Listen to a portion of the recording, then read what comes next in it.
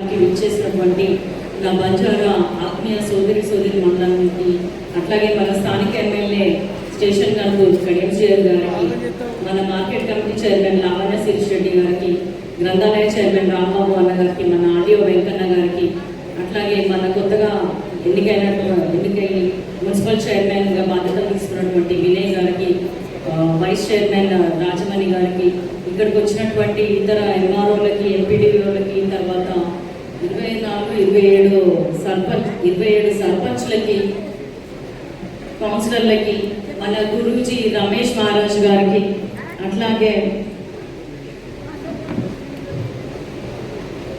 అందరినీ చెప్పేసినాం, municipal commissioner కౌన్సిలర్స్కి అందరికీ కూడా, తర్వాత ప్రెస్ మీడియా మిత్రులందరికీ చాలా కలర్ఫుల్గా ఉన్నారు.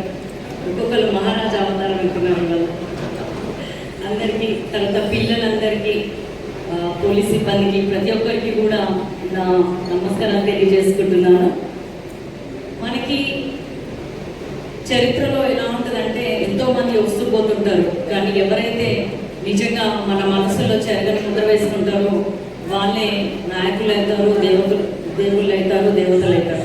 అట్లాంటి ఇంతకు మనకు గురుజీ గారు చెప్పినట్టు ఎంతోమంది వచ్చిపోయినారు బంజారా జాతిలో, కానీ తన జీవితం అంతా కూడా బంజారాల డెవలప్మెంట్ కోసము, అభివృద్ధి కోసము, వాళ్ళ మంచి బాగు కోసము, తర్వాత జీవితంలో వాళ్ళు ఎట్లా ఉండాలి అని బోధన చేసి తనంతట తాను ఒక మోడల్గా నిలిచినటువంటి మన సంత సేవలాల్ గారు మాత్రం అందరికీ ఆరాధ్యుడైనారు. సో ఆయన చెప్పిన బాటలో మనమందరం నడవాలి. మనమంతా ఊళ్ళకి చివరిలో ఉంటాం, తండాలలో ఉంటాం. ఇక్కడున్న సర్పంచ్లందరికీ కూడా నేను ఒకటి విన్నవిస్తున్నాను, మనము ఒక మహిళగా ఉన్నప్పుడు మహిళల సమస్యలు తెలుస్తాయి, ఒక డాక్టర్ అయితే డాక్టర్ సమస్యలు, పేషెంట్ల సమస్యలు తెలుస్తాయి. తర్వాత మనం ఒక టీచర్ అయితే విద్యార్థుల బాగోగుల గురించి ఆలోచన ఉంటుంది.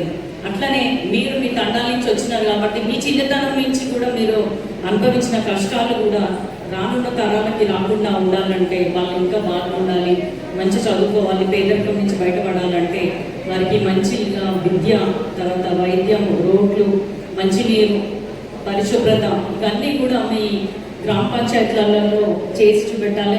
ఎక్కడైనా కూడా తండాలన్నీ కూడా మోడల్ సర్పంచులు, వీళ్ళు మోడల్ గ్రామ పంచాయతీలను పేరు తెచ్చుకునే విధంగా మీరు పనిచేయాలి. అందుకు అనుగుణంగా తగ్గట్టుగా మేము కూడా మీ ఎమ్మెల్యే శ్రీహరి గారు, అట్లాగే ఎంపీగా నేను కూడా మా నిధులు ఎప్పటికప్పుడు మీకు ఇస్తూ మీకు బంజారా జాతికి అండదండగా ఉంటాం. మీరు ఏ విధంగా అయితే నన్ను మా నాన్నగారిని ఆశీర్వదించి గెలిపించినారో అదే విధంగా మేము కూడా ఎప్పుడు కూడా మన తండాలు కానీ గ్రామ పంచాయతీలు కానీ ఆదర్శంగా ఉండే విధంగా ఇప్పుడు మా సహాయ సహకారాలు అందిస్తూనే ఉంటాము. మీ అందరికీ తెలుసు బంజారా భవన్ కూడా ఇప్పుడు కన్స్ట్రక్షన్లో ఉంది. అదేవిధంగా ఇవే కాకుండా ఏమేమి కావాలి అనేది ఒక ప్రతిపాదనలతోటి మీరు వచ్చినట్టయితే వాటన్నిటిని తీర్చే విధంగా ఇంకా మనకి 3 ఏళ్ళ టైం ఉంది.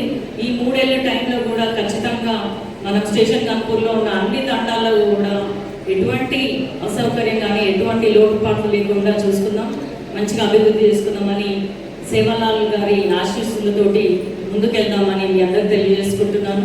ఇక్కడ మహిళా మనులు ఉన్నారు, అమ్మలు ఉన్నారు, అందరికీ కూడా నా విజ్ఞప్తి ఏంటంటే ఆరోగ్యం జాగ్రత్తగా చూసుకోండి, పిల్లల్ని మంచిగా చదివించుకోండి. ఎందుకంటే నన్ను మా నాన్న చదివించింది కాబట్టి నేను ఈ స్థాయిలో ఉన్నా.